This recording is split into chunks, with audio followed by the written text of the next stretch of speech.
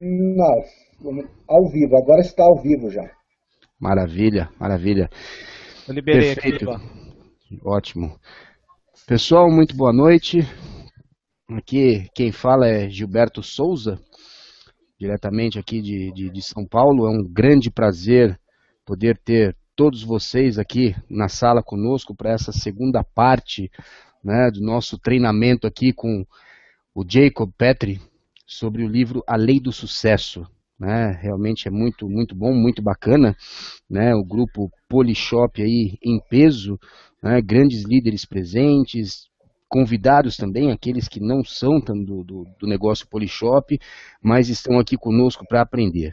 Né? É muito bom, muito bacana, e como eu tenho certeza que vocês não vieram aqui para ouvir o Gilberto falando, né? Então eu tenho a grande honra aí de passar a nossa batuta para o grande mestre, maestro Jacob Petri. Jacob, muito boa noite. A sala é sua. Por favor, esteja à vontade. Olá, boa noite, pessoal. É uma alegria muito grande para mim estar aqui junto com vocês. Eu peço um segundinho porque eu tenho que desligar meu outro computador aí que está dando interferência. Um segundo só.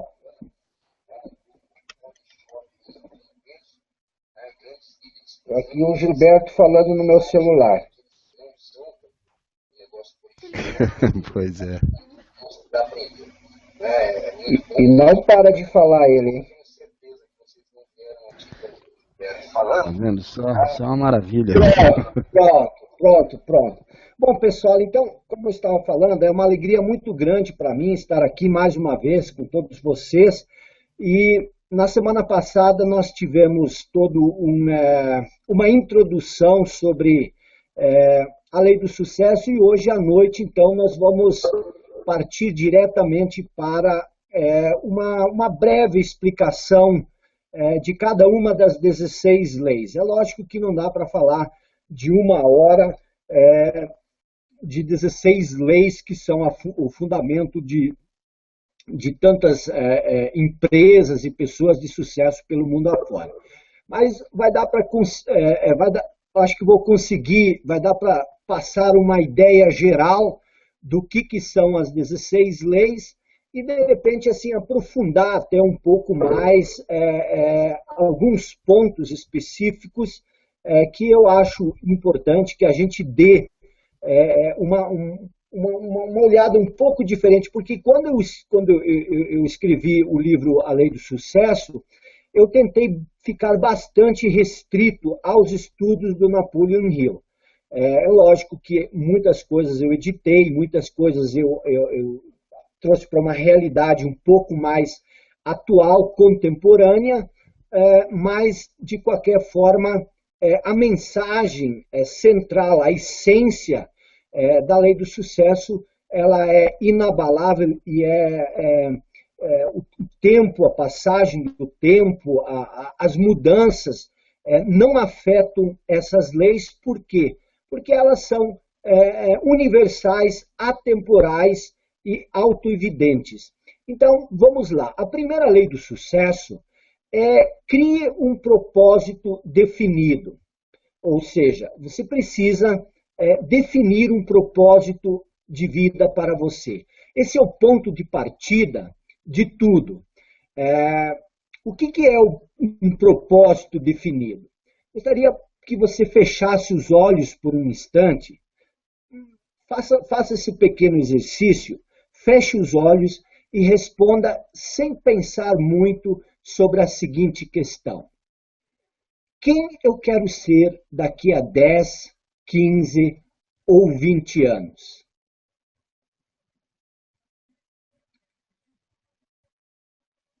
Essa resposta, ela está clara para você? Porque se isso não estiver claro, de forma específica, evidente, concisa na sua mente, você não tem um propósito definido. Por quê? Porque o propósito ele precisa ser uma coisa definida. Ele precisa ser uma coisa que você tem presente de forma natural e espontânea. Se você não tem claro para onde você quer ir, você está andando, mas você não sabe para onde. E o perigo disso é que você pode chegar para algum lugar onde você não queira estar.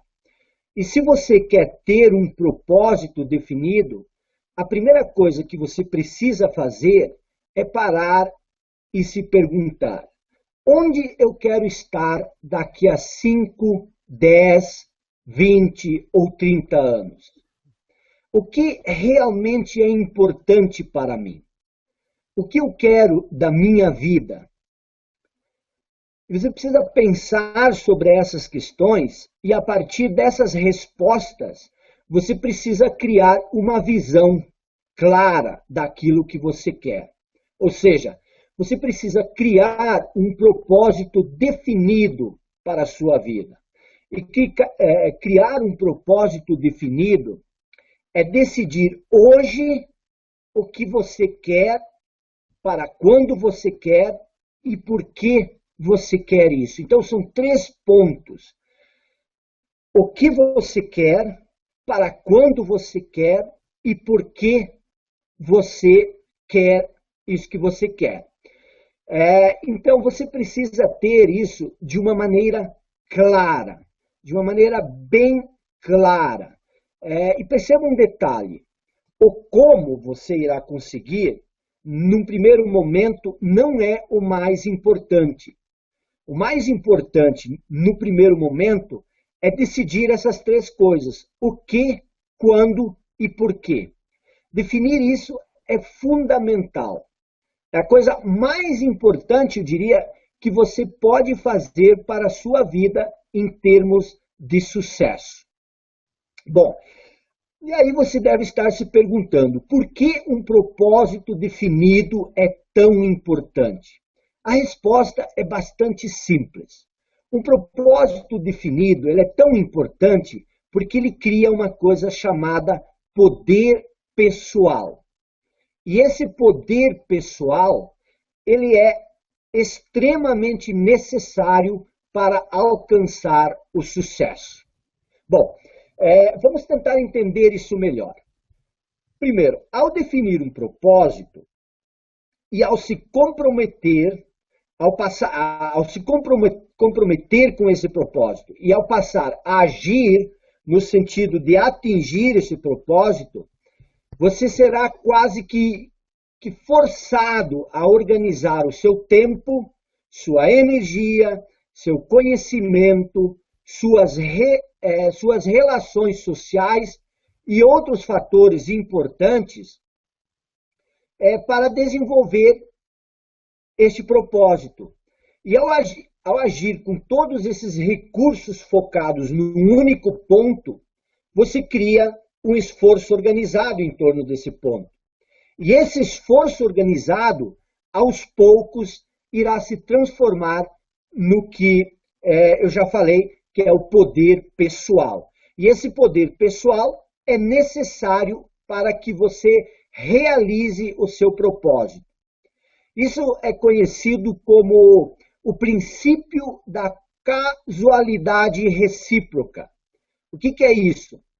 A definição de propósito produz o poder pessoal que, por sua vez, nos leva à realização do propósito. Por isso, o princípio da casualidade recíproca. Por quê? Porque uma coisa causa a outra e essa acaba reforçando a causa que a causou.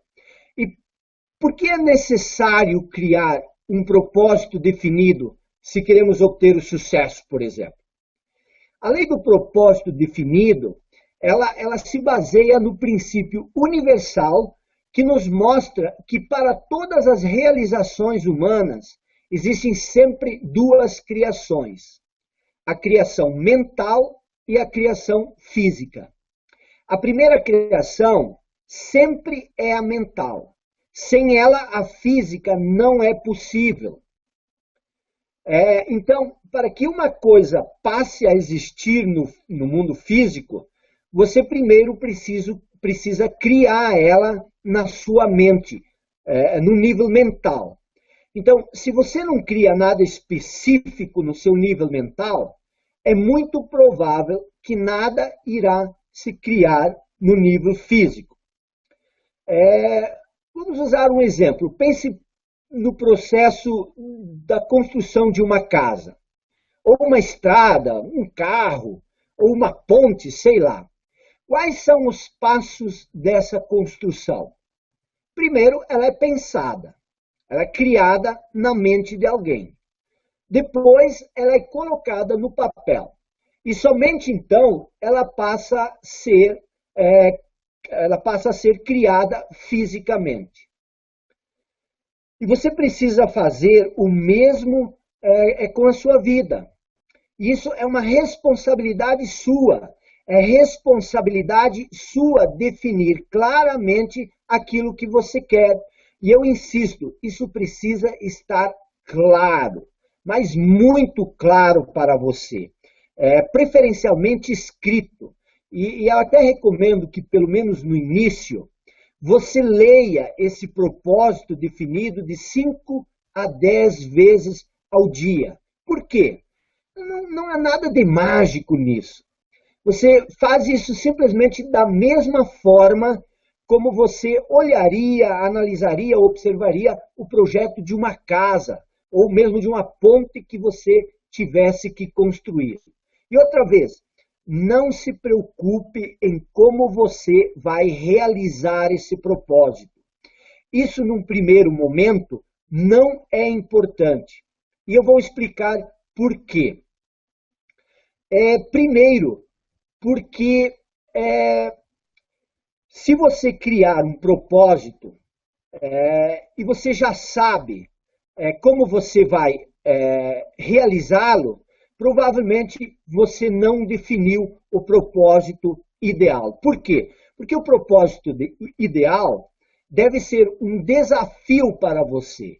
Ele deve ter como objeto algo que você ainda não possui, que por isso exija um grande nível de superação. Por quê? Porque será esse desafio, essa necessidade de superação que provocará o seu crescimento pessoal. E como eu já falei, se você já sabe de antemão como irá conseguir realizar o seu propósito, não existe um desafio, uma superação ou um crescimento. E é bem capaz que você não foi ousado o suficiente na definição desse propósito. Esse é um motivo. O segundo é que a partir do momento que você define um propósito e transformar a sua realização no seu foco principal, esse propósito se tornará o pensamento dominante em sua mente. E isto fará com que você esteja constantemente atento a fatos, informações, oportunidades que antes nem mesmo você poderia imaginar que existisse. Então, a primeira lei do sucesso é: defina um propósito de vida. E eu insisto na palavra defina, por isso se chama um propósito definido. E seu propósito, ele precisa estar claro e específico. Eu não canso de enfatizar isso. Por quê? Porque propósitos vagos, propósitos superficiais, eles trazem resultados vagos e superficiais. Um propósito claro e específico vai trazer resultados claros e específicos. Se alguém te perguntar, por exemplo, como eu fiz no início, qual é o seu propósito, ele precisa estar na ponta da sua língua. Então, repito, defina imediatamente o que você quer, por que quer isso e quando você quer isso. E em seguida, comece imediatamente a agir para realizar o que você definiu como seu propósito de vida. Essa é a primeira lei do sucesso e ela é a mais importante. Ela é base de todas as outras, porque se você não sabe para onde você quer ir, instruções de estradas, de carro, enfim, de clima, não te ajudam muito. Por quê? porque você não sabe para onde você quer ir. Então, esse é o primeiro ponto que você precisa definir se você quer, de fato, alcançar o sucesso. A lei número 2. A lei número 2, ela nos diz para criar uma mente mestra. O que é isso? Bom, antes de falar em mente mestra, eu quero falar um pouco, aliás, eu quero introduzir um pouco o conceito de mente mestra. Na lei número 1, nós vimos que todo sucesso é resultado de um poder, e que todo poder é o resultado de um esforço organizado. Bom, o sucesso de um jogador de futebol, por exemplo, vem do seu poder de jogar futebol, que é o resultado do esforço organizado de anos de treino e prática em torno do seu talento.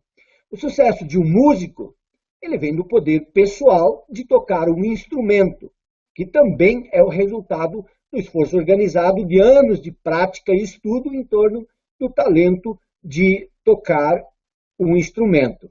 O sucesso de um engenheiro, ele vem do poder pessoal de criar, que é também o resultado do esforço organizado de anos de estudo e prática em torno do seu talento de lidar com números, cálculos e espaços.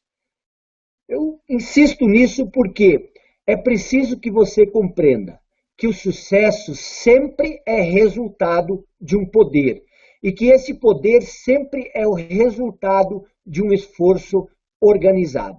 Isso é muito importante para o resto, para a compreensão do resto das 16 leis. Então, o que é um esforço organizado? É o nosso esforço físico, mental, emocional e espiritual organizado para a execução de um propósito. Vamos usar um exemplo. 2 anos atrás, eu passei um final de semana na casa de um amigo meu em Nova York. Bradley, o filho desse amigo, ele tinha um enorme talento para música. E naquele final de semana, ele completou 12 anos e ele recebeu do pai dele uma guitarra de presente. E no domingo pela manhã, eu pude ver o desespero desse menino por não conseguir tocar a guitarra. Eu perguntei para ele, cheguei até ele, e diante dessa angústia dele, eu perguntei por que ele estava tão ansioso. E ele fez uma cara de frustração e disse, tio, é que eu consigo sentir a música em mim, mas eu não consigo fazer os meus dedos tocar essa música que está dentro de mim. Bradley era uma criança com um talento para a música, com um instrumento musical nas mãos, mas que ainda não tinha desenvolvido o poder para tocar esse instrumento. E o que é preciso nesse caso? Ele precisa definir um propósito, no caso, o propósito de aprender a tocar, e criar um esforço organizado em torno desse propósito. E esse esforço organizado, o que é?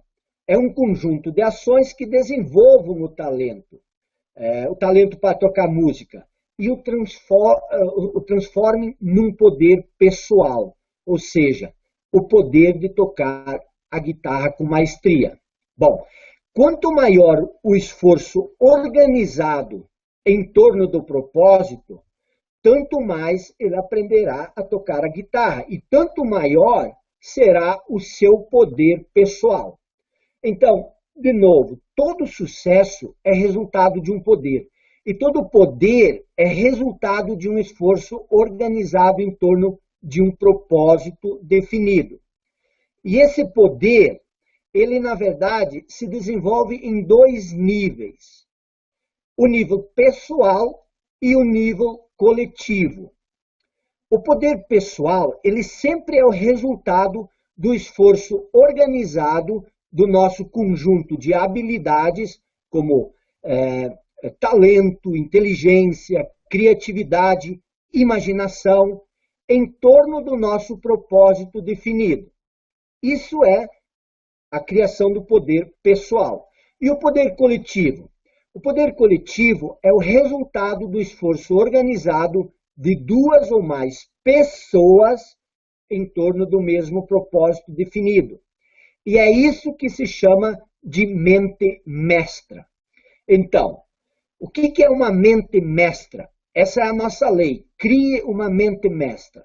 Uma mente mestra é a união, a aliança de duas ou mais mentes entrosadas num espírito de harmonia perfeita e cooperando para a conquista de um propósito definido. Veja que ninguém pode desenvolver um grande poder sem desenvolver uma mente mestra.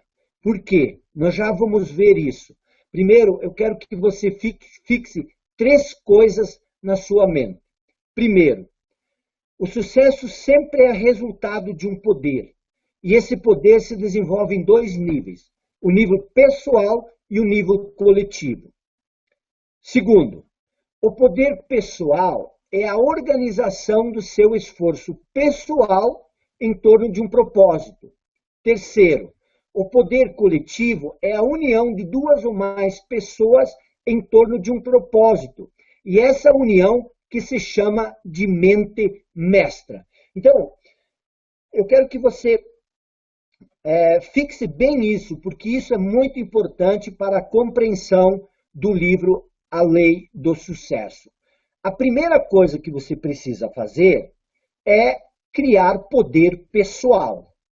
A segunda coisa que você precisa fazer é usar esse poder pessoal em nível coletivo para desenvolver uma mente mestra. Como isso funciona? Vamos voltar ao exemplo do meu amiguinho de Nova York, o Bradley. Esse menino que eu citei há pouco que recebeu a guitarra de presente. Para se tornar um guitarrista, o que ele precisa fazer? Primeiro, ele precisa desenvolver o poder pessoal, que é aprender a tocar a guitarra. Só que sozinho, ele não consegue muito sucesso, por mais que ele aprenda a tocar a guitarra. Por quê? Porque ele precisa aprender a tocar a guitarra em conjunto, com a harmonia de outros instrumentos, com outros membros, com membros de uma banda, no caso. Isto irá desenvolver um outro poder, o poder coletivo. Mas veja, você não pode, de fato, alcançar resultados extraordinários sozinho, só com seu poder pessoal. Tá? Você precisa ter poder pessoal para poder desenvolver o poder coletivo.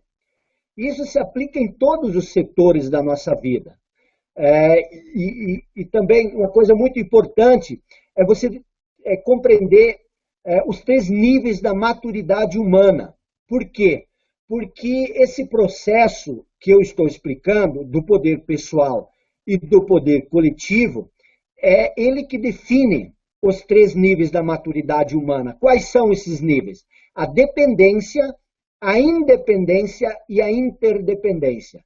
Todos nós começamos no nível da dependência. Quando você não possui um propósito definido, por exemplo, quando você não sabe o que você quer, você está no nível da dependência. Por quê? Porque você dificilmente terá um poder pessoal. Porque sem um propósito definido, você não consegue criar o esforço necessário para desenvolver um talento e torná-lo um poder pessoal. No exemplo do Bradley, por exemplo, se ele nunca aprender a tocar a guitarra, ele não desenvolve o poder pessoal. E sem esse poder, ele nunca irá conseguir desenvolver o poder coletivo. É só quando você tiver um poder pessoal, você passa para o nível da independência. Por quê? Porque você agora possui um poder pessoal. Você sabe tocar a guitarra. E com isso, você pode se juntar a outras pessoas e, através da mente mestra, criar um poder coletivo. E você pode dizer, mas eu vou depender dessas pessoas, eu vou depender desses colegas da banda. Mas é lógico que você vai depender dessas pessoas, a gente sempre vai depender, só que essa dependência, ela acontece no outro nível, ela acontece no nível da interdependência. Existe uma diferença entre dependência e interdependência. Bom, já finalizando essa segunda lei da mente mestra, eu quero que você pense por um momento. Qual é o seu poder pessoal? Pense, qual é o seu poder pessoal? Qual é o poder que você desenvolveu até esse momento na sua vida? Lembre-se, o poder pessoal é um poder que você aprimorou ao longo dos anos e que hoje você sabe fazer com extrema excelência. E se não sabe fazer com extrema excelência, o que é que chega mais próximo ao seu poder pessoal? E depois eu quero que você pense o seguinte: qual é o seu poder coletivo? Quem é o seu grupo de mente mestra? E aqui tem um detalhe: mente mestra não é só relacionado a negócios. A primeira mente mestra precisa ser o seu casamento, se você for casado. A sua relação com sua esposa ou com seu esposo. E claro, depois, segundo, de repente, os membros da sua família, os membros da sua empresa. Aliás, toda a empresa que quer ser bem-sucedida, a equipe, pelo menos a equipe de diretores e de cargos mais elevados, devem ser uma mente mestra. E eu repito, o que é uma mente mestra? Uma mente mestra é 2 ou 3 pessoas envolvidas, compartilhando esforço e conhecimento num estado de harmonia em torno do mesmo propósito. E quando essa mente mestra for perfeita, o poder que emana dessa aliança é muitas vezes, centenas ou milhares de vezes maior do que a soma isolada do poder dos seus indivíduos. Então, veja que a mente mestra não é só a união de 2 ou 3 pessoas, mas é o resultado desta união. E Napoleão Hill diz que isso também é bíblico. Isso Jesus Cristo já dizia: onde 2 ou 3 estiveram reunidos, eu estarei reunido no nome dele. Significa que onde 2 ou 3 pessoas estão reunidas, se cria uma terceira força que é muito maior do que a união das forças isoladas. Então, crie um propósito definido. E a seguir, crie uma mente mestra em torno desse propósito definido. Eu não vou conseguir explicar isto como deveria de ser, mas a base é essa. Dê uma lida nesses 2 capítulos e coloque isso em prática, que os resultados são inevitáveis. Não há como duvidar que, se você desenvolver o seu talento, transformar ele num poder pessoal, você se torna uma pessoa mais independente. E quanto maior for o seu poder pessoal, mais independente. E quanto maior o seu poder pessoal, maior será a possibilidade de você poder usar, negociar esse seu poder pessoal para desenvolver um poder coletivo e, lógico, formar uma mente mestra em torno desse seu poder pessoal. Então, essa foi a lei número 2. A lei número 1 nós já vimos, e vamos para a lei número 3. O que é a lei número 3? Desenvolva autoconfiança. Tá? Desenvolva autoconfiança. Por quê? Porque nós já vimos, por exemplo, a questão do propósito, a questão da mente mestra. Agora nós vamos ver a questão da autoconfiança. Em termos gerais, todos os seres humanos basicamente desejam 2 coisas: um certo grau de felicidade e um certo nível de riqueza. Todas as pessoas desejam isso. E nós percebemos o verdadeiro valor da autoconfiança quando nós descobrimos que nenhuma dessas 2 coisas podem ser alcançadas sem autoconfiança. Você pode tentar o quanto você quiser. Você pode tentar o quanto você quiser ser feliz. Mas se você não tiver autoconfiança, você dificilmente conseguirá.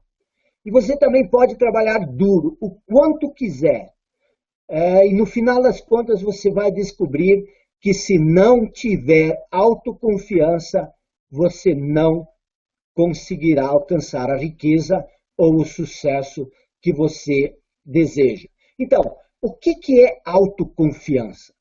A autoconfiança, ela sempre é uma consequência da nossa autoestima. Vou tentar compreender isso. Todos nós carregamos dentro de nós uma imagem, um padrão mental, ou mesmo uma fotocópia de nós mesmos.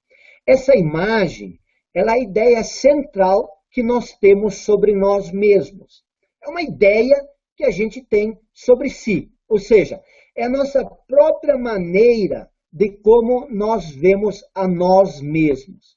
Essa ideia central, que todos nós temos sobre a gente, sobre a nós mesmos, quer que você saiba disso ou não, ela influencia todos os aspectos da nossa vida, tanto no trabalho, na família, sociedade, nos nossos relacionamentos, na nossa vida sexual, em tudo. Então, o que é essa imagem que nós temos sobre nós mesmos, essa ideia central, que é a nossa autoestima? Bom, a autoestima, ela sempre é uma experiência íntima. Ela é sobre o que eu penso sobre mim mesmo. Ela não tem nada a ver com o que os outros pensam sobre nós, mas é a maneira como nós pensamos sobre nós mesmos. Então, dá para se dizer que a autoestima é a reputação que você tem consigo mesmo. Por isso que a autoestima, ela é chave, ela é central para o sucesso ou para o fracasso. Por exemplo, se você tem uma reputação negativa de uma outra pessoa, você não confia nela. Se você tem uma reputação negativa consigo mesmo, você também não confia em você. Quer dizer, sua autoestima, sua autoconfiança é negativa. E a autoconfiança, ela tem basicamente dois componentes. Primeiro, o sentido de competência pessoal e o sentido de valor pessoal. Ela é o resultado do nosso sentimento de capacidade de entender, lidar e sobrepor os obstáculos da vida. E, ao mesmo tempo, o direito de ser feliz. Se nós temos ou não o direito de ser feliz na nossa concepção. Uma pessoa com uma autoestima elevada, por exemplo, ela se sente competente e merecedora. Por isso, ela vai em busca daquilo que quer e, geralmente, ela alcança aquilo que ela busca. Bom, como você pode aumentar a sua autoestima? A maneira mais prática de aumentar a sua autoestima é se comprometer com a ação de dar pequenos passos, mas de modo contínuo e sempre em direção ao seu propósito definido. Por exemplo, assumir pequenos compromissos e manter esses compromissos. Fazer pequenas promessas, tanto para si como para os outros, e cumprir essas promessas. Por que isso é tão importante? Porque quando nós passamos a nos organizar, a cumprir os nossos compromissos, por menor que eles sejam, nós criamos uma integridade com o nosso íntimo. Uma integridade que nos dá o sentimento de capacidade, ou nos devolve o sentimento de capacidade, de competência e de valor. Isso cria em nós, de volta, a coragem e a confiança de assumir compromissos maiores. E isso, aos poucos, na medida que você assume e cumpre com os compromissos maiores, isso vai criando honra, caráter e confiança em nós mesmos. Então, a autoestima é uma coisa só sua. Ela depende exclusivamente de você. É você que pode mudar a imagem que você tem sobre si mesmo. Por quê? Porque a autoestima, como eu falei antes, é uma experiência íntima. É a maneira como você se vê. Ela não tem nada a ver com o que os outros pensam, com o que os outros falam. Muitas vezes os outros até falam coisas negativas. Mas mesmo assim, o impacto que isto vai ter é a maneira como você se relaciona com aquilo que as pessoas falaram. Bom, eu não vou me demorar mais porque nós temos muitas leis pela frente ainda. Vamos então para a lei número 4. Para a lei número 4. Essa é uma lei que eu gosto de falar. Por quê? Porque essa é uma lei básica. Ela é a lei que fala do nosso gerenciamento financeiro. A lei número 4 diz: desenvolva o hábito da economia, o hábito de economizar. Então veja, nós já estamos na quarta lei. Primeiro, você precisa criar um propósito definido. Segundo, você precisa criar uma mente mestra em torno deste propósito definido. Terceiro, você precisa desenvolver a autoconfiança. Por que a autoconfiança? Porque ela é importante. A autoconfiança te dá credibilidade para ir em busca daquilo que você quer. E agora nós vamos falar sobre o hábito da economia. Você vai ver como que ele está intrinsecamente relacionado com os outros. Bom, o princípio básico dessa lei número 4, do hábito da economia, ele se baseia em 2 pilares centrais. Primeiro, a pessoa que exige de si mesma um aumento da capacidade para ganhar dinheiro, que é o que esse livro ensina, e que, por outro lado, esse já é o segundo pilar. O primeiro pilar é a pessoa precisa exigir de si mesma um aumento da capacidade para ganhar dinheiro. É o que nós vimos até aqui. O propósito definido envolve um pouco isso.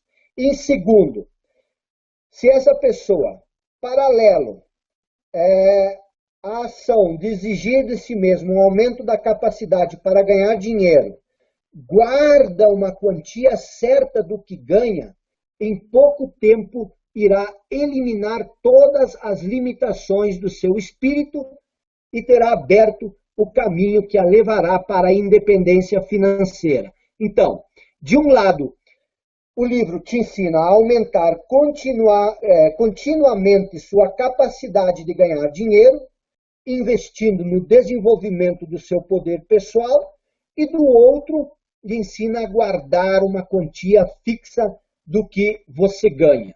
E por que um hábito? Porque a maioria das pessoas já tem o hábito de gastar mais do que ganha. E eu tenho certeza que muitos de nós sabemos exatamente o que é esse hábito de gastar mais do que ganha. E é preciso inverter esse processo. Por quê? Porque sem desenvolver o hábito da economia é praticamente impossível obter sucesso. Veja, se você não desenvolver o hábito da economia, é praticamente impossível obter sucesso na vida. E eu vou te mostrar por quê. O livro bem claro, Napoleon Hill é bem claro nisso, ele nos dá 3 motivos. Primeiro, a pessoa que está endividada, ela certamente possui um padrão mental contaminado com o pensamento da escassez que a colocou nesse estágio. Então, quando você é uma pessoa endividada, você já está contaminado com o pensamento da escassez. Para se libertar desse estágio, você precisa se libertar dessa mentalidade e desenvolver uma mentalidade da abundância. Eu não vou explicar a diferença dessas duas mentalidades, mas isso está claro no livro.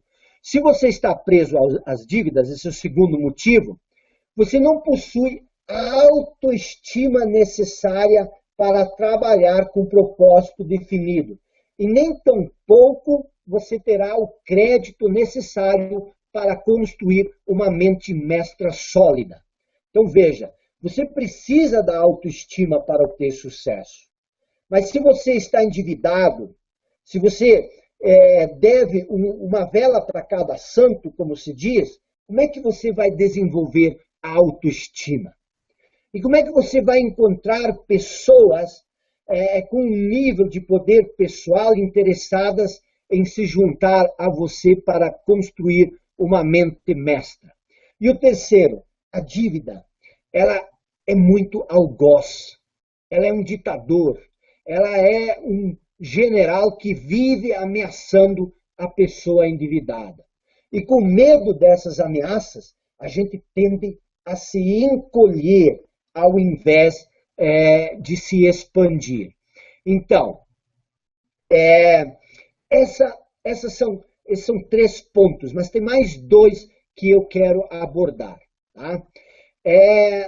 Napoleão Hill, ele diz o seguinte, que nós fomos instruídos muitas vezes a economizar para quando aparecer o período das vacas magras, ou seja, quando a coisa apertar. E que isto também desenvolve em nós o pensamento da escassez, a mentalidade da escassez. Que o certo é você economizar para 2 motivos. Primeiro, porque se você tem uma reserva financeira no banco, você se sente mais seguro, você se sente mais confiante, você tem uma autoestima mais elevada. Segundo, se você tem uma reserva financeira no banco, você pode, no momento que surgir uma oportunidade, tirar proveito dessa oportunidade. Então veja a inversão de valores, não é poupar para quando as coisas apertarem você ter uma sobrevida.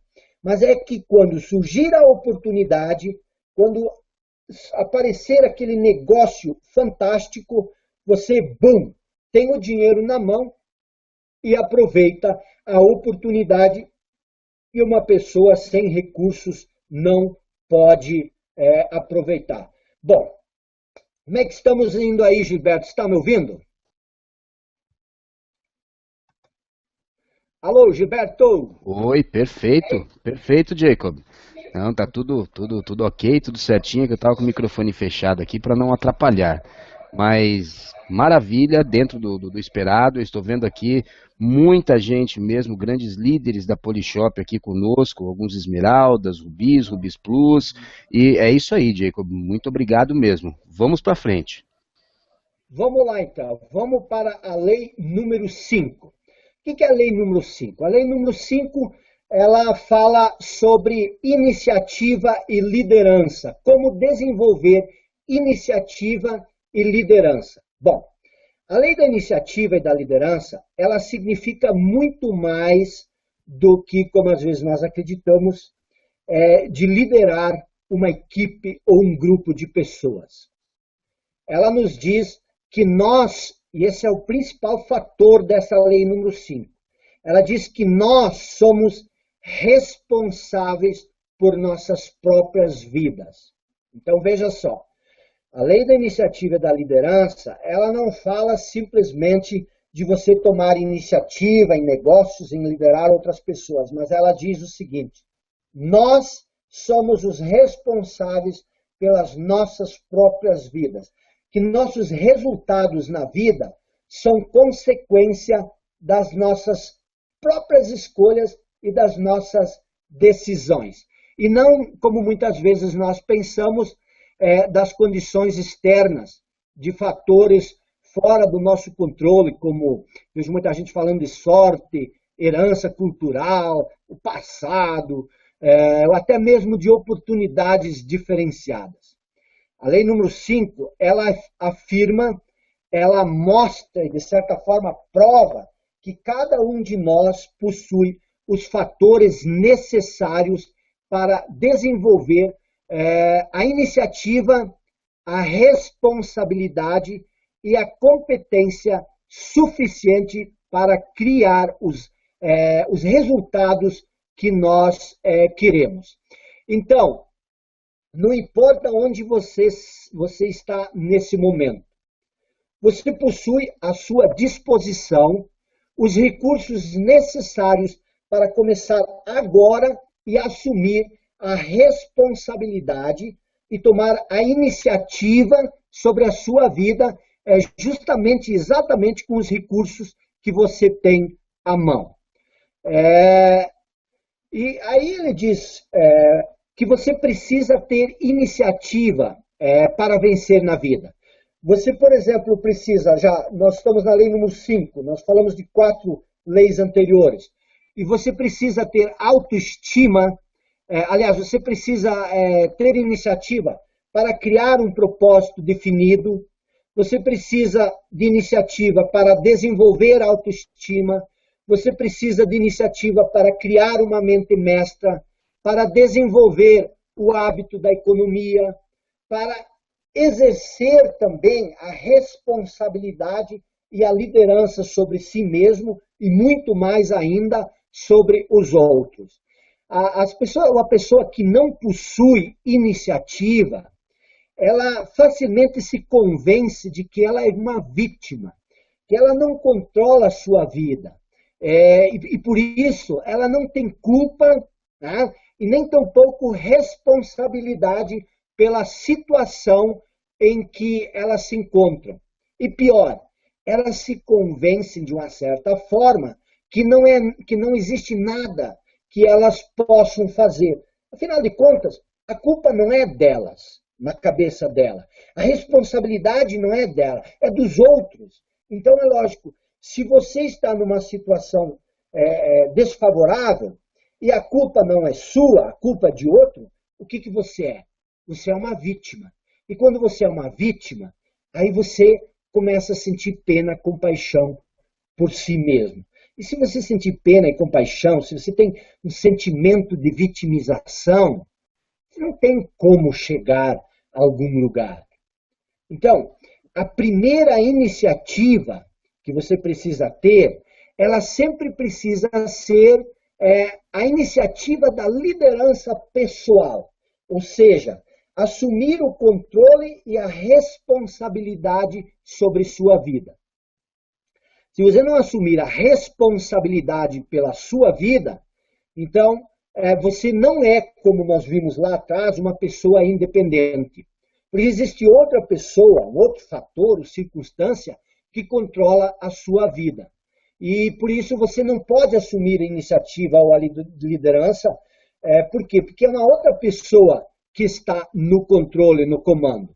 Mas se você assumir a responsabilidade pela sua vida, você pode tornar-se imediatamente o seu próprio líder. Por quê? Porque você está no controle. E assumir liderança, o que é assumir liderança? Significa apontar o caminho. Ou seja, aquilo que nós vimos lá atrás, significa definir o que você quer, criando um propósito claro e específico para a sua vida. Veja, este é o papel fundamental da liderança, apontar caminhos, definir objetivos, metas. Somente depois que você exerceu esse papel do líder, que aí vem o gerenciamento. O que é o gerenciamento?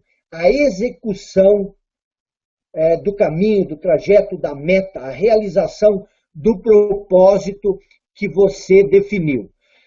Mas veja que tanto a liderança como o gerenciamento exigem iniciativa. Mas, primeiro, você precisa assumir a liderança para definir o ponto de chegada e só depois você pode definir como você irá chegar lá. Nós já falamos isso insistentemente, mas isso é importante porque é a base de tudo. Então, você pode agora, nesse momento, independente das circunstâncias, tomar a decisão de assumir, de tomar a iniciativa sobre sua vida. E você pode fazer isso de que jeito? Primeiro, definindo o que você quer da sua vida, onde você quer chegar. E depois, agir cada dia no sentido de chegar lá. Tomar pequenas iniciativas, aquilo que nós falamos na lei anterior. E você pode fazer isso, não precisa ser grandes coisas, pequenas coisas, um pequeno passo de cada vez. E quando você menos perceber, terá avançado para a sua liderança pessoal plena. Bom, essa foi a lei número 5, liderança e iniciativa. Existe uma coisa que você precisa ter para exercer liderança e iniciativa. Além, é lógico, de tudo que nós já falamos. Por isso que as leis do sucesso, elas não são peças independentes. Elas são uma corrente formada de elos, uma ligada com a outra. Eu gosto de comparar isso com um ecossistema. Por quê? Porque veja o que nos diz a lei número 6. Acabamos de falar de iniciativa e liderança. Da liderança como apontar caminhos. Para isso você precisa o quê? A lei número 6. Use a imaginação. Tá? E eu quero que você esqueça um pouco a ideia de imaginação que você tem. Porque a imaginação, a gente uma vez não dá valor para isso. Mas a imaginação, sem dúvida alguma, junto com a inteligência, é o dom, é o presente mais espetacular e fantástico que nós recebemos. E pouquíssimas vezes nós fizemos uso da imaginação como poderíamos fazer. E a imaginação, ela está, se você analisar isso, ela está por trás de todas as conquistas humanas. Você preste bastante atenção nisso. Dê uma lida no capítulo depois, do capítulo 6, sobre a imaginação, a lei número 6, porque isso é muito importante. Tá? O que é a imaginação? A imaginação é justamente a capacidade de ver, através da nossa mente, coisas que ainda não existem, mas que, se existissem, facilitariam nossas vidas ou solucionariam alguma deficiência. É lógico que o contrário também se aplica. A gente pode usar a imaginação para fazer coisas que prejudicam as nossas vidas, mas nós não estamos trabalhando nesse sentido, nós estamos trabalhando no sentido do engrandecimento. Então, eu repito, o que é a imaginação? É a capacidade de ver através da nossa mente coisas que ainda não existem, mas que, se existissem, facilitariam nossas vidas ou solucionariam alguma deficiência que hoje existe. Então, ela é a faculdade criativa do pensamento, pelo qual o nosso pensamento produz objetos, ideias, soluções, ou mesmo representações inexistentes ainda na realidade. E olha aqui, essa é a essência do que pode ser chamado de imaginação. Você está numa situação e aí tem toda aquela massa, aquela nuvem negra de preocupação, e você usa a imaginação para sair dessa nuvem negra e ver aonde que está o sol, aonde que estão os dias de primavera. Esse é o capital mais valioso que você pode desenvolver em você, também na sua equipe, na sua família, nos seus filhos. É de usar a imaginação. É usar a imaginação para criar alternativas, para criar mundos novos, mundos mais ideais. E para isso é importante que você entenda as duas formas da imaginação. Existem dois tipos de imaginação. A imaginação reprodutiva e a imaginação criadora. O que é a imaginação reprodutiva? A imaginação reprodutiva, ela é aquele tipo de imaginação que reproduz imagens ou ideias daquilo que nós percebemos. Você sente uma coisa, aí você vai lá no passado, no vizinho, no parente próximo, para reproduzir uma imagem similar. Tá? E tem outro tipo de imaginação, a imaginação criadora. Esta é a imaginação que produz ideias e imagens novas, muitas vezes fora da nossa realidade presente. Por exemplo, vamos tentar colocar isso num exemplo prático. Quando alguém pede para você, por exemplo, imaginar uma casa, imaginar a casa onde você morava quando você tinha 10 anos. Tente imaginar a casa onde você morava quando você tinha 10 anos. Fecha os olhos e tente imaginar. O que você está produzindo com a imaginação? Uma imagem já existente na memória. Você só traz essa imagem à tona. Por isso ela é a imaginação reprodutiva. Agora, Se alguém, no entanto, lhe pedir para imaginar a casa na qual você gostaria de morar daqui a 10 anos, tá? E se essa casa ainda não existe na realidade, tente imaginar essa casa que você estará morando daqui a 10 anos. Essa casa não existe. Você terá que utilizar a imaginação criativa para criar a casa ideal para você. Nesse caso, você está criando uma imagem que ainda não existe. Essa imagem, ela é criada e não trazida à mente. Por isso, ela é criadora e não reprodutiva. E veja como isso está associado àquilo que nós falamos lá atrás, de que toda a criação humana, ela acontece em 2 níveis. Ela acontece em 2 criações, a criação mental e a criação física. Bom, veja que como é importante você usar a imaginação criativa para criar uma realidade diferente e não você usar a imaginação reprodutiva e ficar imaginando sempre a mesma situação que você tem na memória. Por quê? Porque quando você imagina uma coisa, o que você está fazendo? Você está criando uma imagem mental. Você está fazendo uma criação mental. Então, aprenda a usar a imaginação criativa para sair desse velho roteiro que sempre produz os mesmos resultados. E olha, eu vou dizer uma coisa para vocês. No dia a dia, a maioria de nós apenas utiliza a imaginação produtiva. Tá? Nós utilizamos essa poderosa ferramenta o dia inteiro apenas para chamar à memória fatos e eventos que aconteceram no passado ou desgraças que poderão acontecer no futuro. Essa é a nossa criação mental no nosso dia a dia. Então, toda vez que você se pegar imaginando coisas do passado, coisas antigas, saia desse modo da imaginação reprodutiva e passe para o modo da imaginação criativa.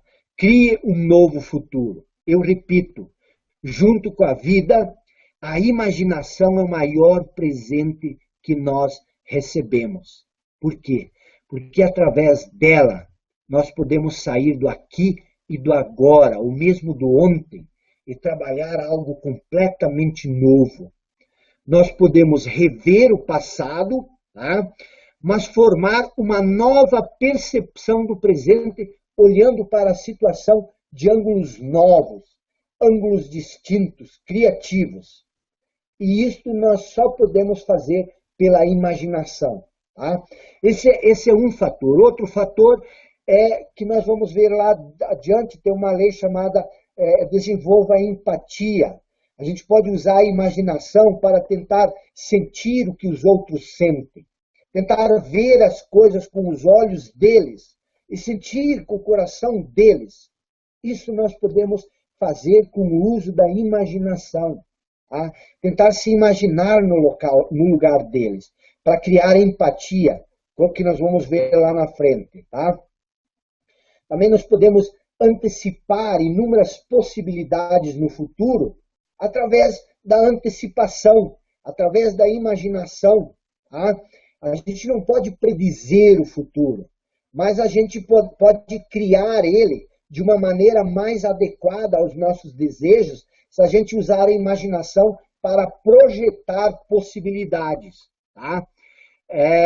Então, ainda rapidamente, antes de sair dessa lei, que nós estamos com 1 hora e nós estamos na lei número 6, nós temos mais 10, mas algumas leis são bem mais curtas, eu quero fazer uma breve distinção entre 4 coisas, que muitas vezes são consideradas as mesmas, e elas são totalmente diferentes.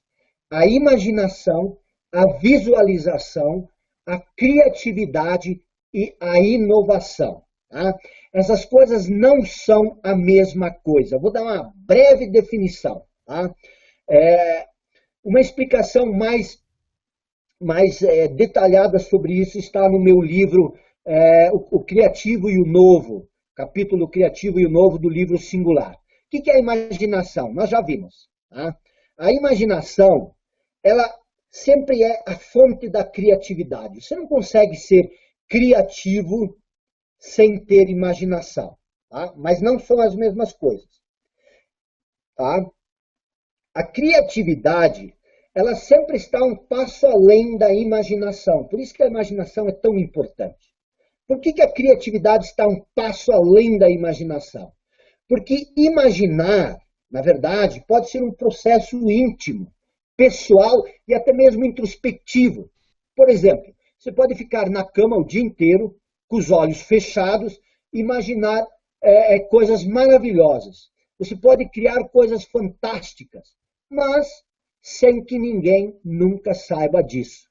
Nesse caso, na realidade, apesar de usar a sua imaginação, você não criou nada. Tá? A imaginação por si, ela não produz ou cria nada prático. Ser criativo requer produzir um objeto, uma ideia ou alguma coisa na prática. Tá? E a imaginação, ela não cria nada, ela é só uma criação mental. A criatividade é você pegar esse produto da criação mental e transformar isto num objeto, numa ideia física, alguma coisa mais palpável que sai do mundo da imaginação. Explicando um pouco melhor, a ideia de criatividade, ela sempre está ligada à ideia de criador. Criatividade, criador. Existe, na verdade, a dependência entre a obra criada e seu criador. E se você só imaginar coisas, você não tem essa relação. Seria estranho dizer que alguém que nunca criou nada, que ele é criativo. Tá? Para ser criativo, você precisa necessariamente estar envolvido na criação de alguma coisa. Você não pode ser criativo no abstracismo. Tá? Você só consegue ser criativo numa ação, na pintura, escultura, administração, cozinha, faxina, enfim. Então, para resumir e para finalizar, a criatividade, ela sempre está a um passo além da imaginação. Tá? Por quê? Porque ela exige que você coloque a sua imaginação a serviço, que você a use na prática para algum objetivo específico. Por isso, eu insisti nisso, para que você compreendesse isso, porque ali vem uma palavra muito usada nos dias de hoje, a inovação. Tá? Somente uma pessoa criativa pode se tornar inovadora. Por quê? Porque a inovação, ela é um processo que vai ainda além da criatividade. Tá? Você precisa utilizar a imaginação para se tornar criativo e depois você precisa utilizar a criatividade para se tornar um inovador. Por quê? Porque a inovação é o processo de colocar ideias novas em práticas. Ela é a criatividade aplicada sobre uma ideia, sobre um objeto ou um princípio que já existe, mas de tal maneira que ela dê uma nova finalidade para esse mesmo objeto ou para essa ideia. Por exemplo, você pode ser criativo escrevendo um livro, uma ficção, um livro de ficção extraordinário. Mas você só pode se tornar inovador se você inventar um novo estilo literário. Tá? Só sendo criativo, escrevendo um livro novo, você não é inovador. Você é inovador se você inventa um novo estilo literário. Tá? E nesse caso, você utilizou a sua imaginação para criar algo novo, você foi criativo ao dar corpo à ideia e inovador ao inventar uma forma nova de ser criativo. Tá? E os maiores sucessos da história da humanidade sempre são produtos da inovação. Como é que você se torna inovador? Você avalia uma situação, detecta um problema ou uma deficiência e inova numa maneira de resolvê-la ou de supri-la. Fácil, né? Então, a inovação não é um processo que usa a imaginação e a criatividade. Quer dizer, A inovação, na verdade, ela é um processo onde você usa a imaginação e a criatividade para aperfeiçoar um produto ou serviço já existente.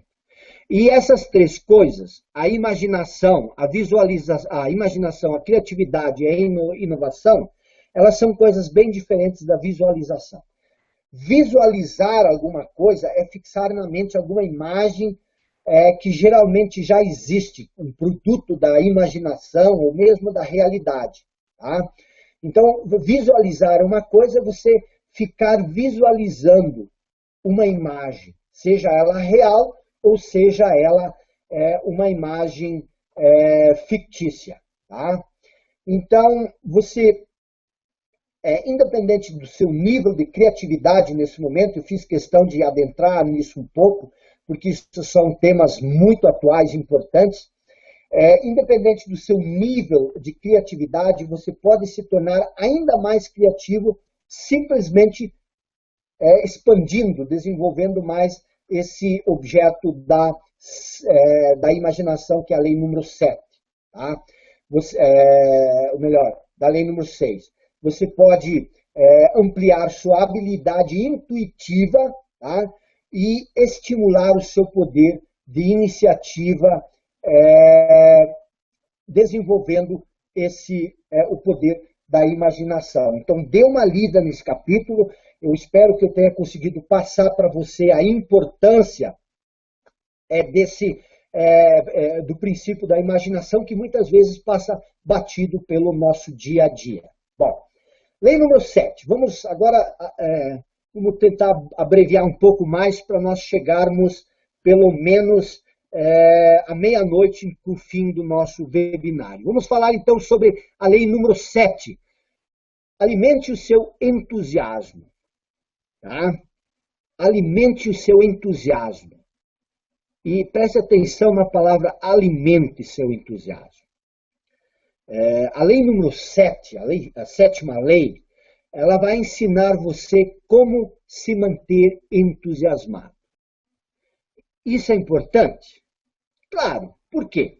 Porque quando você não tem entusiasmo, até mesmo as atividades mais simples, mais corriqueiras do dia a dia, elas se tornam, ou pelo menos parecem, cansativas demais. Tá? Sem entusiasmo, qualquer desafio, por menor que seja, se torna um monstro, um problema insolúvel. Tá? Princípios, ou melhor, fatores como motivação, autoconfiança, autoestima, que nós já vimos a importância disso, sem entusiasmo cai. E o futuro, ele se torna bastante incerto quando você não tem entusiasmo, quando não há ânimo ou razões para seguir em frente. Tá? Por outro lado, quando você está contaminado pelo entusiasmo, o futuro, por mais nublado que o tempo esteja, parece promissor. Tá? Os desafios, mesmo os maiores, os desafios grandes, eles se tornam coisas bem simples. Tá? Por isso é importante que você alimente o seu entusiasmo. E o bom do entusiasmo é que ele começa dentro de nós, no interior de cada um de nós. Tá? Ele começa com uma visão clara de um propósito definido, e de preferência um propósito definido sobre seu talento, sobre a sua paixão. Tá? E como é que se alimenta isso? Você alimenta o entusiasmo com a energia que resulta com a ação, com o esforço organizado em torno do propósito. Eu nunca vi alguém se entusiasmar sentado ou deitado no sofá. Quando isso acontece, ele tem que ir para a ação. Por isso, entusiasmo é sinônimo de ação. E, de novo, se você não tiver um propósito definido, e se você não agir, se você não tomar ações práticas, fazendo todo o possível para tornar esse propósito uma realidade, e se você não administrar as pequenas conquistas, então não terá pequenas conquistas. E sem pequenas conquistas, você não chega ao entusiasmo. Porque essas pequenas conquistas que alimentam o seu entusiasmo. Então, se você avançar um pouco todos os dias, tá, você vai começar a gerar entusiasmo. Você pode estar na estaca zero, mas se você começar a agir e a ter pequenos avanços todos os dias, você vai começar a gerar entusiasmo. Essas pequenas conquistas, elas criam um impulso, e esse impulso é que cria o entusiasmo. E com o passar do tempo, esse entusiasmo vai levar você para onde você quiser. Tá? Mas lembre-se, para obter sucesso, você precisa criar uma mente mestra em torno do seu propósito. Tá? E você não consegue criar uma mente mestra se você não for uma pessoa entusiasmada por aquilo que você busca. Tá? Por quê? Porque você não consegue incendiar a chama no coração do outro, no coração da outra pessoa, se essa chama não estiver queimando dentro de você. Tá? Então, se todos nós sempre temos uma pequena, por menor que seja, uma chama do entusiasmo ardendo dentro de nós. Alimente essa chama, incendeie ela. Tá? E ali na lei número 7 está como? A lei número 8, tenha controle sobre si. O que significa ter controle sobre si? Bom, basicamente, ter controle sobre si significa você viver conscientemente. Você viver consciente. E o que é isso? É buscar estar atento a tudo e ao que afeta as nossas atitudes, os nossos propósitos, nossos valores, as nossas metas, e se comportar, agir de acordo com esse propósito, com essas metas, com esses valores.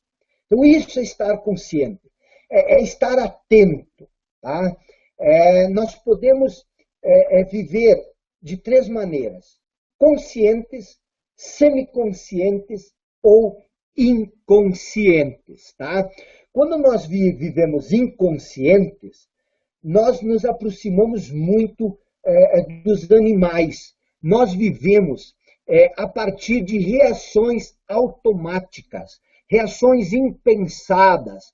Nós nos tornamos objetos do nosso condicionamento mental, da mesma forma como os animais se tornam objetos do seu condicionamento instintivo.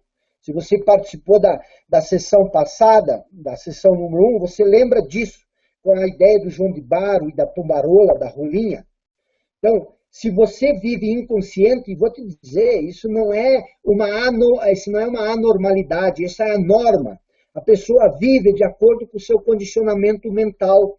No dia a dia, ela reage de forma automática de acordo com o seu condicionamento. E isso ela faz a vida inteira. Então, assumir o controle sobre si mesmo ou viver conscientemente significa estar atento, significa assumir a responsabilidade pela percepção consciente adequada à ação da qual estamos envolvidos. Tá?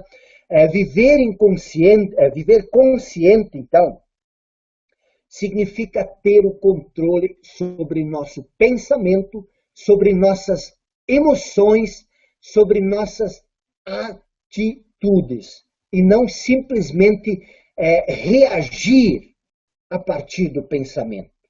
Mas ter o controle disso, decidir o que você pode, o que você quer pensar. Porque você tem o poder de escolha. Nós também falamos isso no evento passado. Você pode parar diante de qualquer situação, tá? E usar a consciência e refletir antes de agir. E com essa reflexão, você assume o controle sobre a maneira como você irá agir de acordo com a situação, escolhendo o tipo de ação que está alinhado com o seu propósito de vida. Você não simplesmente reage, mas você escolhe a ação que é a mais benéfica para aquilo que você busca. Tá? Para viver dessa forma, para viver conscientemente, no entanto, você precisa aprender a usar os dons que nos distinguem como seres humanos, que nos separam das outras espécies. Quais são esses dons? Nós já falamos de algum, mas um deles, a imaginação, a consciência, a força de vontade, a autoconsciência. O que é a autoconsciência? Se a consciência é você ter uma percepção do que acontece à sua volta, a autoconsciência é você ter a percepção do que acontece dentro de si. Também falamos sobre isso na aula passada, por isso que é tão importante você ter essa introdução que nós tivemos. Bom, seguindo adiante. Já falei que se você usar, mas eu quero refrisar porque isso é importante, que a consciência ela te dá a possibilidade de você sair de uma situação, né, mentalmente, e analisá-la, tá, de fora, ter uma compreensão clara de fora do que está acontecendo à sua volta. Tá? A autoconsciência você usa para fazer essa mesma avaliação, mas para ver como os eventos externos lhe afetam internamente. Tá? E como nós já vimos na lei anterior, tá? A imaginação é o princípio que lhe dá a capacidade de vislumbrar, de ver possibilidades, tá? De criar com a mente aquilo que ainda não existe, e a força de vontade ela lhe dá as características necessárias para lhe tirar do contexto atual e lhe levar no contexto ideal aonde você gostaria de chegar, o contexto que você vislumbrou através da sua imaginação. Tá? É muito importante a lei número 8, tenha controle sobre si mesmo.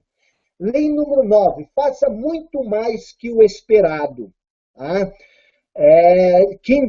Quem faz mais do que o esperado, também recebe muito mais do que espera. Eu gosto de falar isso porque as pessoas me respondem. Recebe mais trabalho. Tá? Com essa consciência, nós não chegamos a lugar algum. Tá?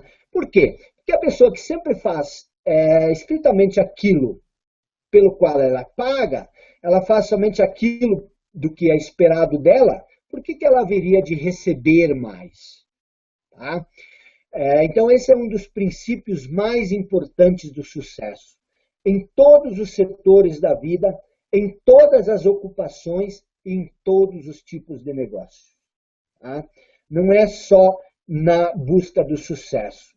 É também importante na relação com seus filhos, na relação com sua esposa, com seu esposo.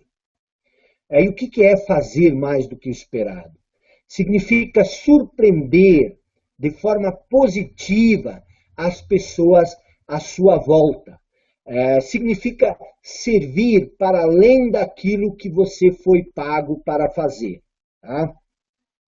Significa também ser ou prestar mais e melhores serviços do que aquele para os quais nós somos pagos. E o mais importante, não é só fazer isto, mas fazer isto com uma atitude mental positiva. Eu vou dar um exemplo. 2 dias atrás, eu sempre compro meus livros pela Amazon.com, Amazon.com. 2 dias atrás, eu comprei um livro pela Amazon. E eles nunca conseguem parar de nos surpreender de forma positiva. Por isso eles são essa mega potência. Tá? Eles sempre estão inovando para agradar os seus clientes para além do esperado. Vou contar um exemplo. Assim que eu havia fechado o pedido de compra, tá, na internet, apareceu um box com uma mensagem na tela dizendo: para que esperar o livro chegar? Comece a ler o livro que você acabou de comprar agora mesmo. Clique nesse link. E havia um link oferecendo acesso grátis ao livro digital durante 5 dias, que é o prazo que eu tinha escolhido para receber o livro aqui na minha casa. Tá? Veja só, você comprou o livro impresso. Pagou, antes de despachar, antes de fechar o computador, você já podia ler o livro. Você não tinha pago por aquilo. Tá? Quantos dias eu tinha escolhido? Tinha opção lá, as opções pelas quais eu queria receber o livro. Eu escolhi 5 dias úteis. Quanto tempo o livro demorou para chegar? 2 dias. Tá? 2 dias depois, o livro estava na porta da minha casa. Por que a Amazon tem tanto sucesso? Tá? Faça sempre mais que o esperado. Tá? Existem inúmeros benefícios para quem cumpre essa lei. Tá? Ninguém vai lhe obrigar a seguir esse hábito, o hábito de fazer mais do que aquilo para o qual você é pago. Tá? E raramente alguém vai requisitar para que você preste mais serviços do que aqueles pelos quais você está sendo pago. Tá? Se você quer seguir esse hábito, você precisa adotar ele por iniciativa própria. Essa é uma escolha que cabe a você fazer. Mas os benefícios de quem adquire, de quem desenvolve esse hábito, são enormes. E, de novo, não precisa ser necessariamente grandes coisas. O exemplo da Amazon mostra tudo. Pequenos detalhes, pequenas gentilezas e cortesias, como abrir a porta, puxar a cadeira, mandar um presentinho agradecendo uma data especial ou um favor, dar preferência na fila, qualquer coisa, desde que seja feito com uma atitude mental positiva. Tudo que você faz, além do que é esperado, tem sua compensação multiplicada. Vamos para a lei número 10.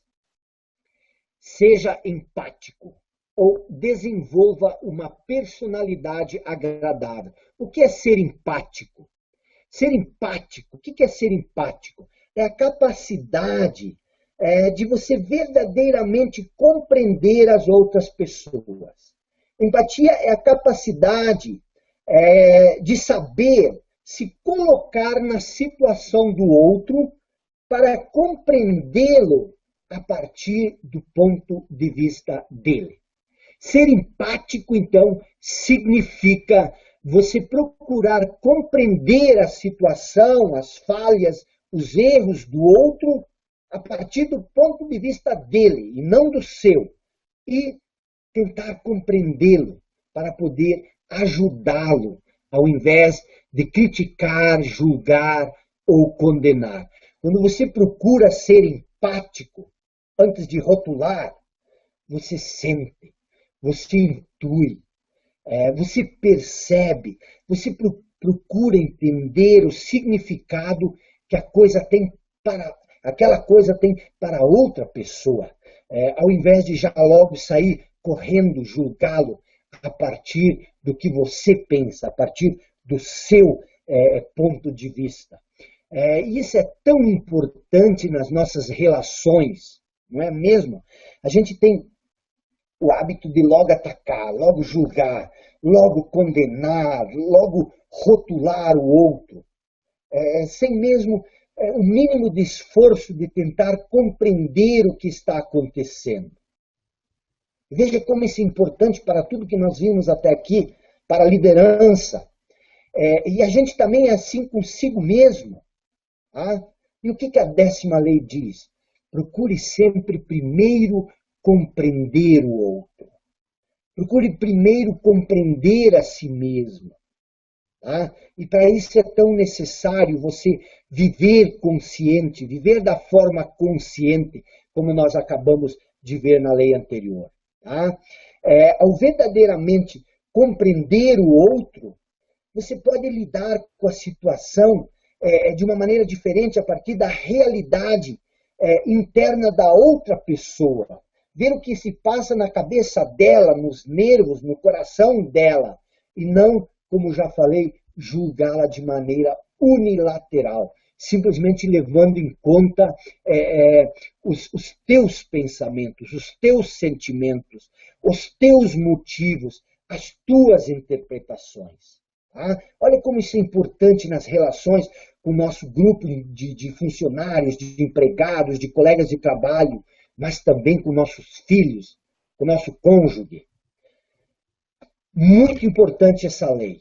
Ela lhe ensina a olhar para dentro da outra pessoa, se colocar no lugar dela e ver o mundo como ela vê o mundo.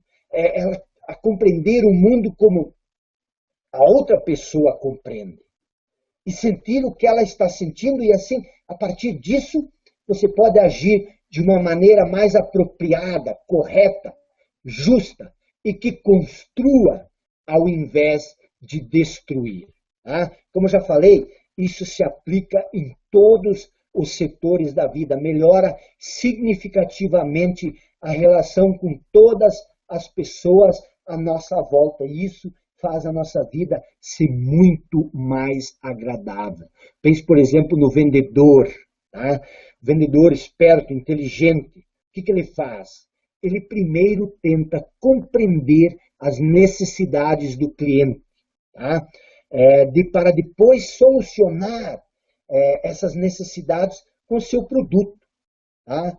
A mesma coisa acontece com o pai que procura primeiro compreender o filho, para depois ajudar a orientá-lo. Tá? A esposa que se consegue colocar na situação do marido para poder dar-lhe suporte e vice-versa. Tá? Então, enfim, lei da empatia, ela trata exclusivamente da maneira de como você deve lidar com o outro de uma maneira mais justa. Lei número 11. Pense com precisão. Tá? O que é isso? Tá? Pensar com precisão significa controlar o seu pensamento. Tá? A pessoa que conseguir controlar a sua mente, o seu pensamento, ela estará, sem dúvida alguma, capacitada a tomar posse de qualquer coisa que ela venha a desejar. Por quê? Eu sempre falo isso. Tá? Toda a criação, ela primeiro acontece dentro da nossa mente. Tá? Se você tem uma mente organizada, se você tem controle sobre a sua mente, você consegue coisas extraordinárias. Mas tem um detalhe. Tá? Os nossos pensamentos, eles não se organizam. Tá? Eles não se direcionam por si próprios. Tá? Eles precisam de orientação, eles precisam de inspiração e também de auxílio, que só pode ser dado pela disciplina conseguida através do pensamento preciso. Então, pensar com precisão é desenvolver o hábito da disciplina do pensamento, é a capacidade de olhar para o futuro e julgá-lo por uma comparação com o passado e construir novos e melhores planos para atingir as nossas esperanças, os nossos objetivos, através dos princípios que nós já falamos, como a imaginação, a iniciativa, a liderança. Lei número 12, concentre-se, que é um pouco diferente da lei anterior. O que é se concentrar? É você criar foco. Tá? A lei número 12, ela nos ensina a ter foco, ou seja, depois de definido nosso propósito, como manter nossas ações orientadas para a realização desse propósito. O foco, ele basicamente consiste em organizar 4 tipos de recursos que todos nós temos em torno de qualquer prioridade que nós estabelecemos. E quem assiste meus hangouts já está cansado de ouvir falar. Quais são esses recursos? Esses recursos são 4. São nosso tempo, nossa energia, nosso capital intelectual e material e nossas relações sociais. Se você quer saber onde está a sua prioridade, o seu foco nesse momento, olhe onde você está investindo seu tempo, sua energia, seu capital e quem são os seus amigos. Você não tem outros recursos à sua disposição para criar foco além desses. Vamos analisar rapidamente cada um, que nós já estamos avançados no tempo. Falando em tempo. Você só tem 24 horas por dia. Onde você investe essas 24 horas? Onde você investe seu tempo? Mas também não adianta ter tempo se você não tem energia. Se você tem o dia livre, mas passou a noite acordado bebendo vinho, não adianta ter o dia livre. O dia inteiro à sua disposição. Você não tem energia. Então não basta gerenciar seu tempo. Você precisa gerenciar a sua energia, que assim como o tempo também é limitada. Capital. Capital se divide em dois. Capital material, que é a estrutura que você tem à sua disposição. Se você tem tempo e energia para ler um livro, mas a estrutura, o ambiente que você está é barulhento e você não consegue se focar, pouco adianta o tempo e a energia. Então, como você... E a segunda parte do capital também não só o ambiente, mas o dinheiro que você tem. Como você administra o dinheiro que você tem à sua disposição? Por exemplo, se você tem R$ 500 sobrando, como você investe isso? Você compra livros, você participa de um seminário para aprimorar seu conhecimento, ou você compra um celular novo, uma camisa, uma calça de marca, ou dá uma entrada numa TV de 60 polegadas para assistir novela. Tá? Foco. Onde você investe o seu capital também é foco, capital material. A outra parte do capital é o seu capital intelectual, como você usa a sua imaginação, sua inteligência, sua criatividade. Você usa isso para criar intrigas, fofocas, para pensar sobre coisas do passado, sobre quem vai vencer o jogo de futebol, como foi a seleção, ou o que vai acontecer com o seu personagem da novela. Né? Às vezes a gente gasta sua imaginação, sua inteligência, sua criatividade com isso. Ou você também tem outra escolha. Você pode usar para criar impulso, para criar alternativas, estratégias, planos para seu negócio. Então, onde você usa o seu capital intelectual? Como? E por último, suas relações. Tá? Nossas relações, elas são muito importantes. Se você passa o tempo inteiro com gente pessimista, sem propósito, que não querem e não esperam nada da vida, é difícil manter o foco no seu objetivo por muito tempo. Então, administre essas 4 coisas. Seu tempo, tá? Sua energia, seu capital material, seu capital intelectual e suas relações. Crie foco para a sua prioridade. Tá? Lei número 13, faça uso da cooperação. O que é isso? Nós já falamos de mente mestra. Tá? A cooperação é outra coisa. A cooperação, a lei da cooperação, a lei número 13, ela nos ensina, ela nos orienta a saber como poder tirar proveito da cooperação espontânea de outras pessoas.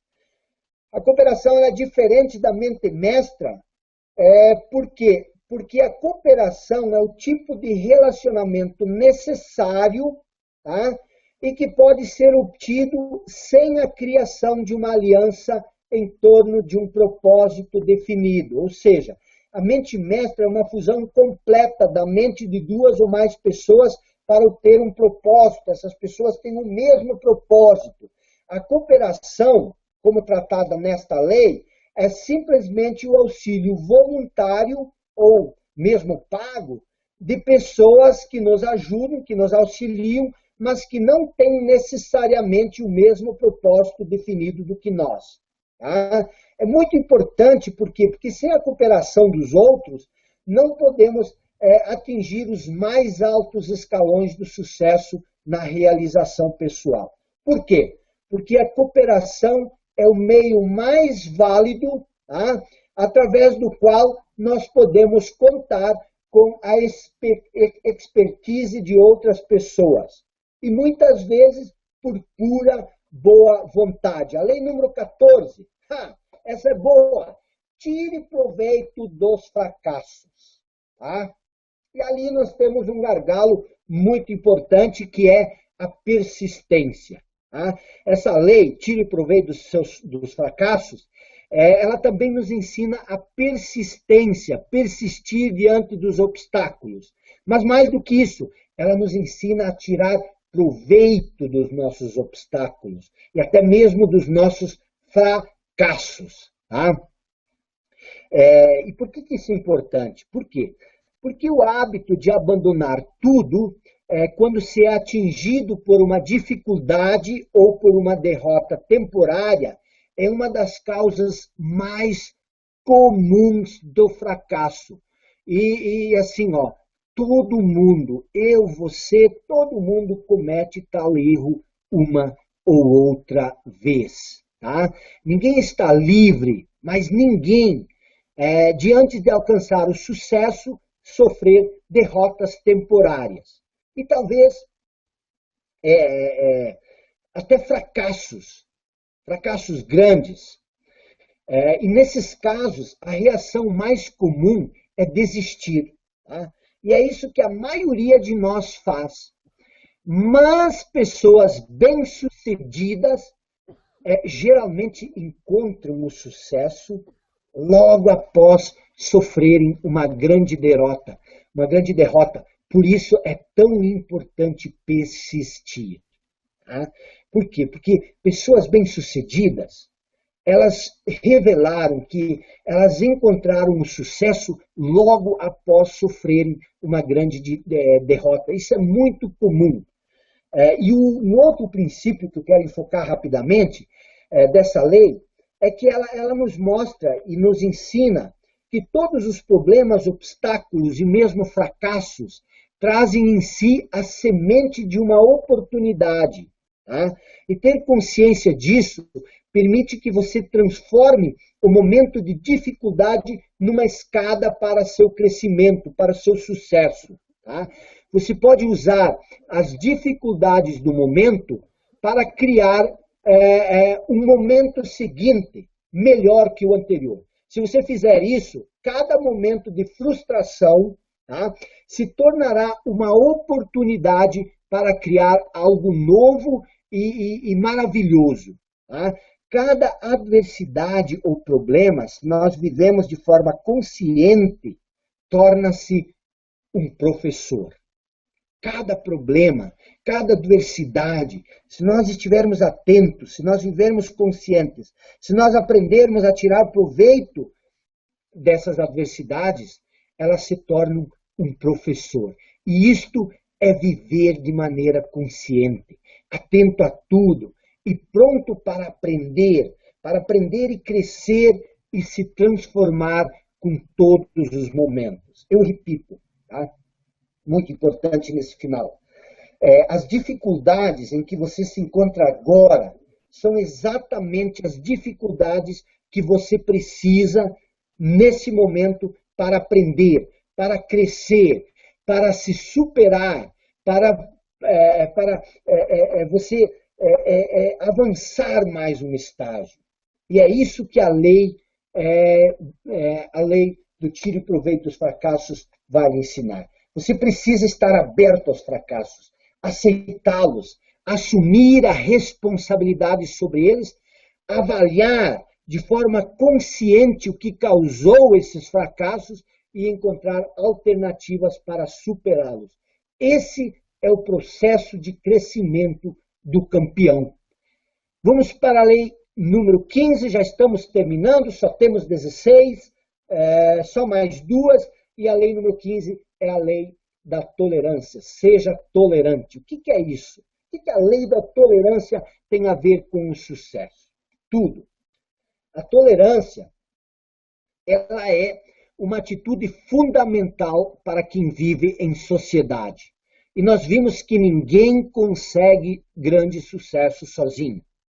Uma pessoa tolerante, ela normalmente aceita diferentes opiniões ou comportamentos diferentes daqueles estabelecidos pelo seu meio social, pela sua herança cultural. Tá?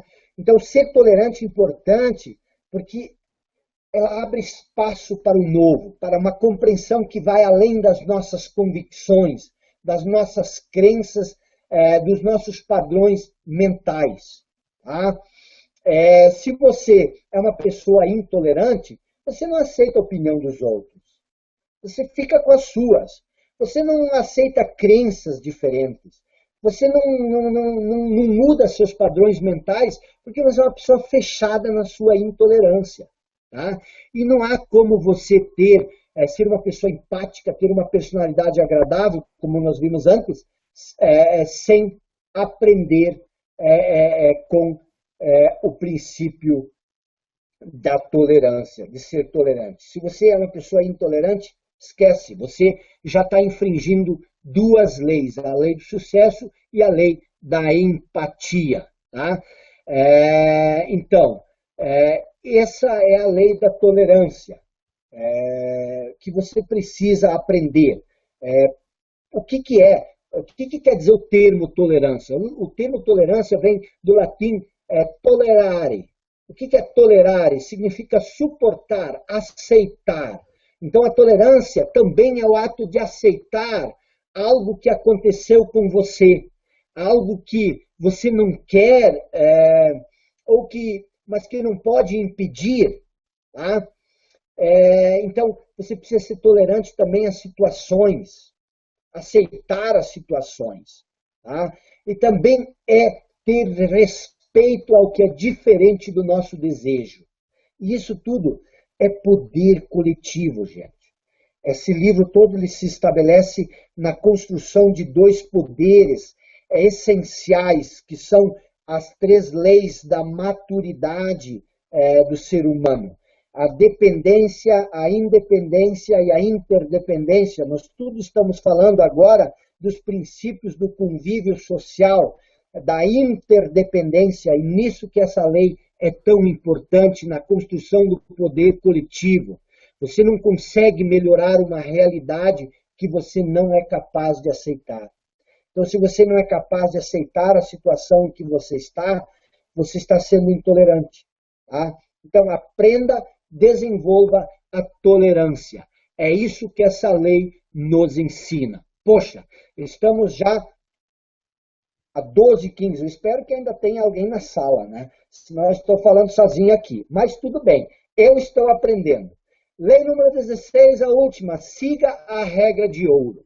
Tá? O que é a regra de ouro? A regra de ouro é baseado numa passagem do Evangelho de São Mateus que diz: portanto, tudo o que quereis que os homens lhe façam, fazei-lo também vós, porque esta é a lei. Tá? A regra de ouro é a lei da conduta igualitária entre todos os homens. E ela nos ensina os benefícios de viver num universo de harmonia. Tá? Ela nos ensina os benefícios de tratar o outro como nós gostaríamos de viver, de ser tratados pessoalmente. A regra de ouro, tá? Essa lei, no livro, ela nos ensina os benefícios, não só de conhecer, ela nos ensina não só conhecer a regra de ouro, mas ela nos mostra os benefícios de viver essa regra ao pé da letra, em todas as nossas ações diárias. Você já pensou como seria a sua vida se você tratasse todo mundo como você gostaria de ser tratado? Você já pensou se todo mundo tratasse o outro como ele gostaria de ser tratado? Então, a partir de hoje, tenta incorporar essa lei, a lei da regra de ouro. Não faça aos outros aquilo que você não quer que lhes façam. Essa é a única maneira de você se beneficiar por completo das 15 leis anteriores. Porque, como eu falei, essas leis são um ecossistema. E todas as nossas ações, todos os nossos pensamentos, por mais cedo ou mais tarde, irão inevitavelmente se voltar contra nós, para o bem ou para o mal. Existe uma lei universal atemporal e imutável, uma lei universal atemporal e imutável, que nos diz que nós invariavelmente iremos colher aquilo que plantamos. Ao escolher, seguir e cumprir ao pé da letra a regra de ouro, mesmo que a gente não consiga, porque a gente não consegue ser perfeito, mas a gente vai viver na intenção, na pretensão constante de ser justo, sincero, honesto, íntegro, tanto quanto for possível.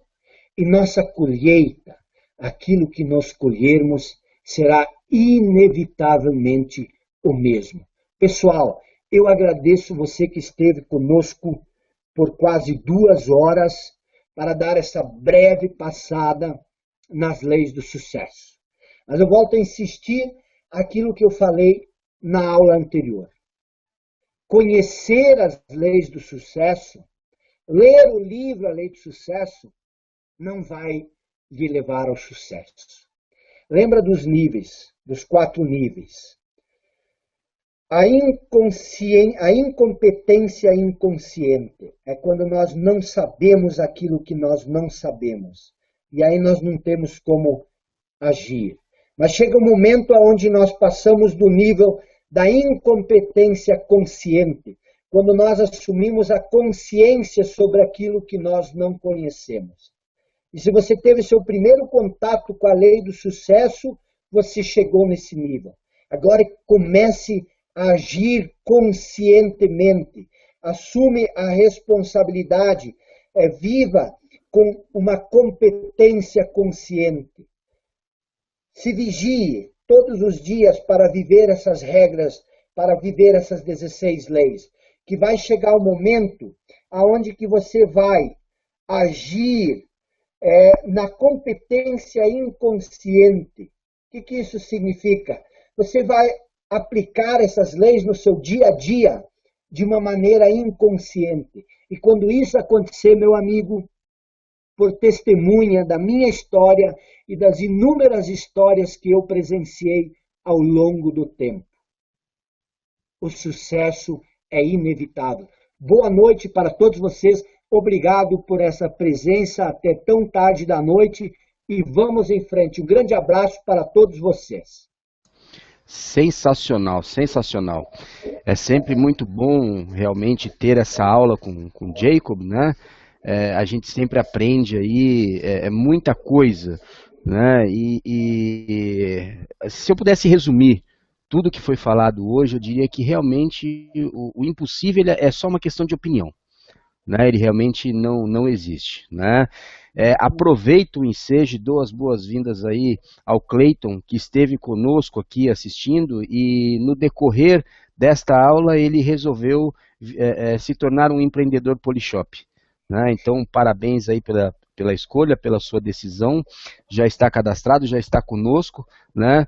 Jacob, nós não temos palavras para agradecer, né, você ter estado conosco aqui nessas duas semanas aí, isso teve toda uma preparação, né, cordialmente você esteve conosco aqui, nós estamos te devendo esta, né, vamos trazer o Jacob, né, futuramente para um treinamento presencial para o grupo Polishop aqui no Brasil, né, e estamos aí com as portas sempre abertas e esperamos poder repetir, né, por mais vezes, abordar outros assuntos de outros livros, porque as suas obras realmente são enriquecedoras, né, uma cultura muito grande para todo mundo aqui, né. A todos que estiveram presentes conosco, reforço aí os agradecimentos, né, tenho certeza que aprendemos muito, muito mesmo, né. Jacob, o meu muito obrigado de coração a você, né, e o Brasil te ama, tá bom?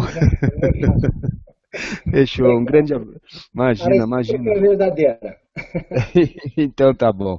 Gente, meu muito obrigado. Até a próxima, se Deus quiser. Tudo de bom. Tchau, tchau, gente. Tchau. Valeu, um abração, pessoal. Valeu, tchau, tchau.